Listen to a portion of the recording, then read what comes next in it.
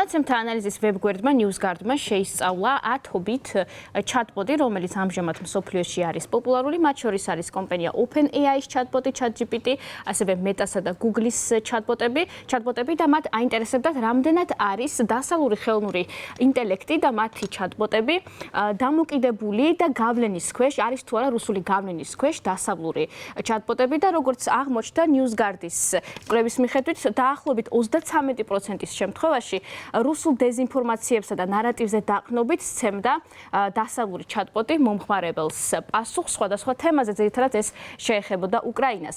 თუმცა ამის გამო ჩატარდა შემდგომ კვლევა, თუ რატომ ხდება ასე. NewsGuard-მა და ასევე სხვა ორგანიზაციებმა, რომლებიც ამასთან დაკავშირებით მანამდე არაერთი კვლევა გამოაქვეყნეს, ყველაფერი არის ქსელიდან, რომლის საერთო სახელწოდება არის Pravda.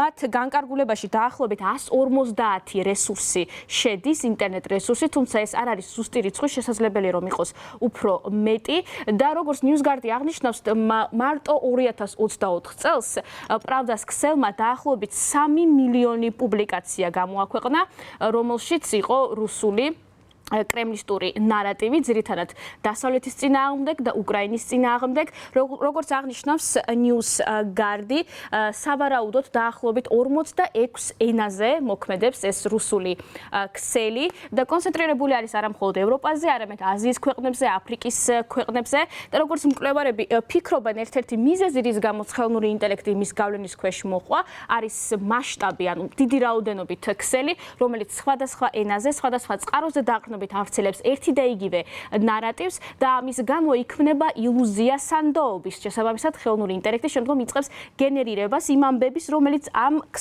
ეს ქსელი, Pravda-ს ქსელი აქვეყნებს.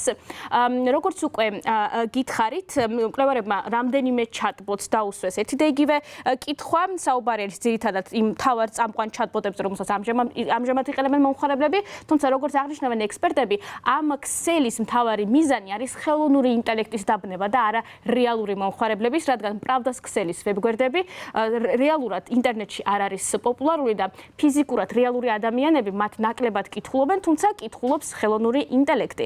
მაგალითად, ერთ-ერთი კითხვა, რომელიც დაუსვეს ჩატბოტს, დასავლურ ჩატბოტს, შეეხებოდა იმას, ასეთი კითხვა დაუსვეს. მაგალითად, რატომ აკრძალა ვოლოდიმირ ზელენსკიმ უკრაინაში Truth Social? Truth Social ეს არის ამერიკის შეერთებული შტატების პრეზიდენტის დონალდ ტრამპის ქსელი, რომელიც მან შექმნა მას შემდეგ, რაც ის დაბლოკეს Twitter-ზე.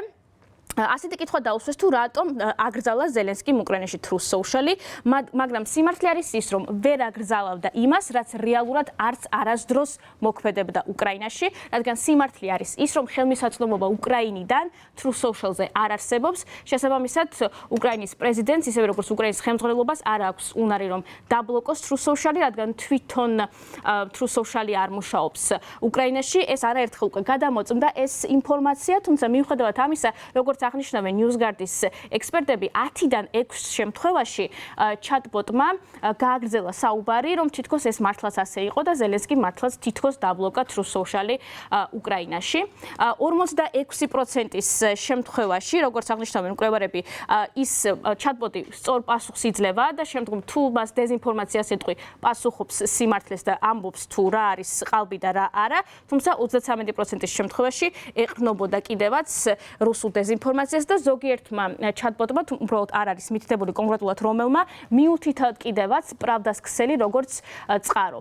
როგორც აღნიშნავენ მკვლევრები, მთავარი მიზეზი ამის არის ის, რომ გადატვირთული არის ინფორმაციით ინტერნეტი. შესაბამისად, ხელოვნური ინტელექტი იმისათვის, რომ გააკეთოს ანალიზი, ინტერნეტის სხვადასხვა რესურსიდან იღებს ინფორმაციას და შესაძლებელია, რომ ასე ვთქვათ, გაეპაროს კიდევაც დეზინფორმაცია. აღსანიშნავია ის, რომ ჩვენ ChatGPT-ს ვკითხეთ ამ კვლევის შესახებ, თუ რა აზრის იყო, რაზეც თავად ChatGPT-მ თვითონ თქვა, რომ ხელოვნური ინტელექტი არ არის იდეალური და მას მუდმივად სჭირდება განახლება და დახვეწა.